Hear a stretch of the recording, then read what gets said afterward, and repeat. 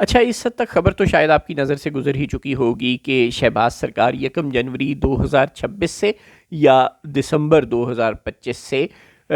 5 نئے ٹیکسز لگانے کا ارادہ رکھتی ہے. سولر پینلز پر 10% سے بڑھا کر 18%، اور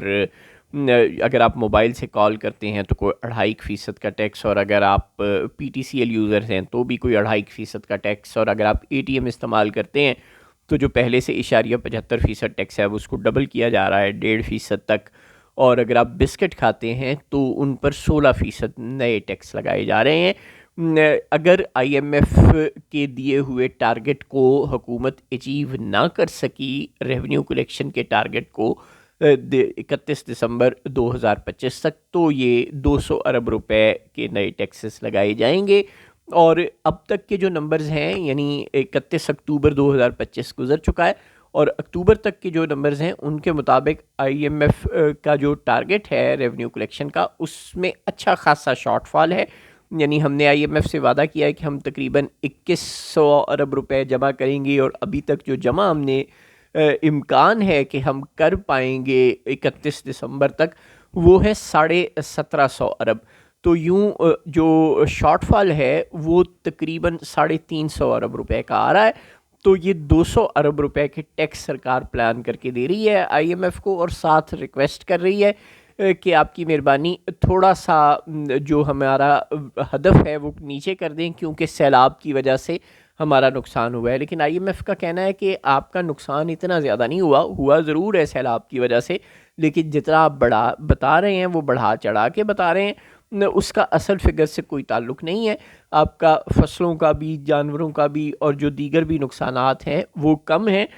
اس لیے ہم آپ کو اتنا بڑا ریلیف نہیں دے سکتے، اور مجبوری ہے. اگر آپ نے یہ نہ دیا تو پھر آپ ایکسٹرنل پیمنٹس کے اگینسٹ ڈیفالٹ کر سکتے ہیں، پھر آپ پہ لینڈنگ کا پریشر آ سکتا ہے، مسائل بڑھ سکتے ہیں، پھر آپ کو مزید قرض کی ضرورت پڑے گی.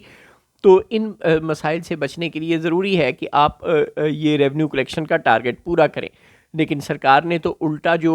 پہلے وعدہ کیا تھا آئی ایم ایف سے کہ وہ ایگریکلچر سیکٹر پر ٹیکس لگائے گی اور قانون سازیاں بھی کی تھیں، مگر سیلاب کی وجہ سے وہ وعدہ بھی واپس ہو گیا، وہ ریورس ہو گئے سارے قانون. جو 10-15% سے بڑھا کر ایگریکلچر پر ٹیکس 45% تک کیا تھا وہ ختم کر دیا. اسی طرح ایک دو اور ٹیکسز تھے وہ بھی ختم کر دیے، اور پھر خرچے بھی بہت کر لیے. تو اب آئی ایم ایف کہتا ہے کہ آپ کو اگر سیلاب کی وجہ سے نقصان ہوا بھی ہے تو جو آپ نے 600 ارب ڈالر روپے کا، اس سے بھی زیادہ شاید جو آپ نے ترقیاتی پروگرام اناؤنس کیا ہوا ہے، وہ کھربوں روپے کا ترقیاتی پروگرام ہے، 600 ارب کا نہیں. ایگزیکٹ فگر اس وقت مجھے یاد نہیں آ رہا. وہ آپ آدھا کر دیں، وہ جو ترقیاتی بجٹ ہے آپ کا وہ آدھا کر دیں، جو نئے پروجیکٹس آپ نے شروع کرنے ہیں وہ نہ کریں، اور جو آپ کے اللے تللے ہیں، خرچے ہیں، وہ بہت زیادہ ہیں، وہ آپ کم کر دیں. جو آپ کے خسارے میں، یہ جو آپ ایک ایک افسر کو، ایک ایک وزیر کو، ایک ایک M N A M P A کو پی آئی اے کے مفت ٹکٹ بانٹتے ہیں، بجلی کے مفت بل، بجلی کے مفت یونٹ دیتے ہیں، گیس کے مفت یونٹ دیتے ہیں، جو آپ کے بجلی کے اور دیگر سیکٹرز کے، گیس سیکٹر کے لائن لاسز ہیں، یہ والے، اور جو آپ کا شاہانہ پروٹوکولز ہیں، جو آپ کے دفاتر کے، گھروں کے شاہانہ خرچے ہیں، اس طرح کے اگر آپ اللے تللے کم کر لیں اپنے، تو بھی بچت ہو سکتی ہے، تو بھی آپ کو نئے ٹیکس لگائے بغیر آپ یہ 200 ارب کا شارٹ فال پورا کر سکتے ہیں. لیکن ظاہر ہے طبقہ اشرافیہ اپنے اوپر کٹ تو نہیں لگا سکتا نا. یہ تو نہیں ہو سکتا کہ شہباز شریف صاحب، اسپیکر قومی اسمبلی، چیئرمین سینٹ، وزراء، M N As, M P As, یہ جو مفت پی آئی اے پر سفر کرتے ہیں، مفت ٹرینوں پر سفر کرتے ہیں، یہ جو مفت ہوٹلوں، ریسٹ ہاؤسز میں جا کر، سرکاری ریسٹ ہاؤسز میں ٹھہرتے ہیں، جو بیرون ملک کے دورے مفت کرتے ہیں، اور وزیر اعظم سے لے کر دیگر افسران اور وزراء تک اپنے ساتھ لاؤ لشکر لے کر جاتے ہیں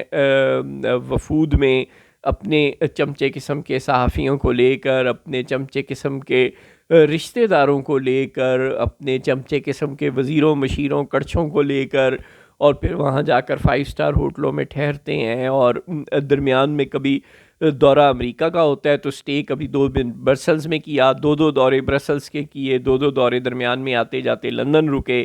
یہ اس طرح کے سرکاری خرچے پہ حج مفت کیے، عمرے مفت کیے، اور نہ جانے کیا کیا جو صبح دوپہر شام پروٹوکول آپ ایک ایک ایم این اے، ایک ایک وزیر مشیر، ایک ایک صدر وزیر اعظم اور کس کس عہدیدار کا، کیا جج اور کیا جرنیل اور کیا بیوروکریٹ اور کیا سیاستدان، سب کا یہی حال ہے. جو اربوں خربوں روپیہ یہ لوگ لگاتے ہیں، اگر وہ کم کر دیں تو بھی یہ 200 ارب کا شارٹ فال پورا ہو سکتا ہے، لیکن یہ سب کچھ تو نہیں ہو سکتا. لہٰذا عوام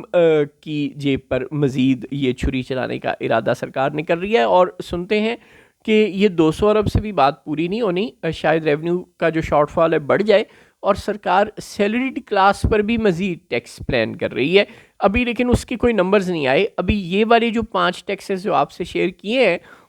وہ تو سرکار نے آئی ایم ایف سے شیئر کیا ہے ایز بی پلان کہ اگر ہم فیل ہو جاتے ہیں ریونیو کلیکشن کے ٹارگٹ کو اچیو کرنے میں، یعنی 2100 ارب روپیہ ہم 31 دسمبر تک نہیں جمع کر پاتے، جو کہ بائی دی وے اب ممکن ہی نہیں رہا، ہیومنلی ظاہر ہے نہیں جمع ہونا، تو پھر ہم یہ والے ٹیکسز لگائیں گے. لیکن شاید ان 5 ٹیکسز سے بھی کام نہ چلے، پورا نہ ہو ٹارگٹ، اور پھر سرکار مزید ٹیکس بھی سیلریڈ کلاس پر یا پٹرول بجلی پر بھی مزید ٹیکس لگائے، کیونکہ خرچے سرکار نے کم نہیں کرنے اور کمائی کا کوئی ذریعہ سرکار نے بڑھانا نہیں ہے. اور بابر بیش کوش کی عالم دوبارہ نیست، اور جو آئی ایم ایف جو ایف بی آر میں اصلاحات کرنی تھی شہباز شریف نے، جو صبح دوپہر شام آپ چمچے قسم کے ٹی وی چینلز پہ سنتے ہوں گے، ایف بی آر اصلاحات، نااہل افسر فارغ، افسروں کو 1000 گاڑیاں دے دیں. وہ یاد ہے آپ کو کچھ دیر پہلے افسروں کو کوئی 977 کے قریب تقریباً، یہ 900 کچھ کا فگر تھا، ڈونٹ ایگزیکٹلی ریممبر، کوئی 977 کے قریب شاید گاڑیاں تھیں، بڑی بڑی گاڑیاں شاندار قسم کی دی تھیں ایف بی آر نے نئی خرید کر کے ان کا جو اس فیلڈ میں یہ جائیں گے انڈسٹری سے، ایگریکلچر سے اور دیگر جو بزنس کمیونٹی ہے ان سے ٹیکس اکٹھا کرنے، فیلڈ میں سروے کرنے، تو اس کے لیے نئی گاڑیاں چاہیے اور یوں ایف بی آر کی پرفارمنس ایفیشنسی بڑھے گی، ریونیو کلیکشن بڑھے گی. تو یہ بڑھنے کی بجائے الٹا کم ہو رہا ہے مبارک ہو، اور اس کا جو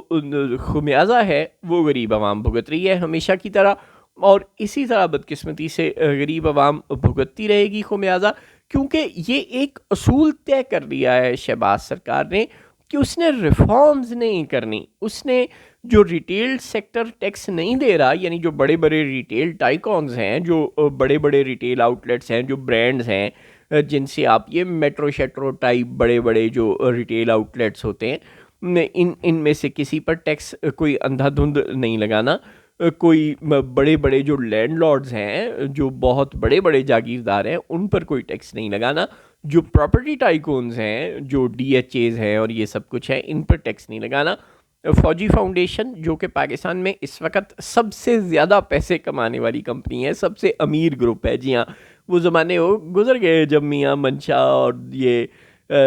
داؤد گروپ اور نون گروپ اور اس طرح کے کوئی گروپس آپ نے سن رکھے ہیں، سیگل گروپ بچپن سے، وہ سب ہوا ہو گئے. آج کل کی جو پاکستان کی سب سے زیادہ امیر ترین کمپنیاں ہیں وہ فوجی فاؤنڈیشن ٹائپ کمپنیاں ہیں، اور ان